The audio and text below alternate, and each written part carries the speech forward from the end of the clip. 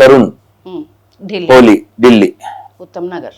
So అక్కడ అతని దోషమే లేకపోయినా అతను ఎందుకు చనిపోతున్నాడో అతనికి తెలియకుండా చనిపోయాడు. గురుగారు రంగు పడకుండా చూసుకోవాల్సిన అవసరం లేదంటారా? పక్కన ఎవరు వెళ్ళి చిన్న బిడ్డ కదమ్మా, ఇంగిత జ్ఞానం అని ఒకటి ఉంటుంది కదా. రోజుకి 5 సార్లు మైక్ పెట్టారు, డిస్టర్బెన్స్ అని ఇంగిత జ్ఞానం వాళ్ళకి లేదు కాబట్టి, మనకి సిగ్గు లేదు కాబట్టి, మనకి ఈ మీరు చెప్పిన దరిద్రం, ఈ సహనం అనే పదాన్ని ఇంకొక బ్రాకెట్లు పెడితే సెక్యులరిజం అంటారు.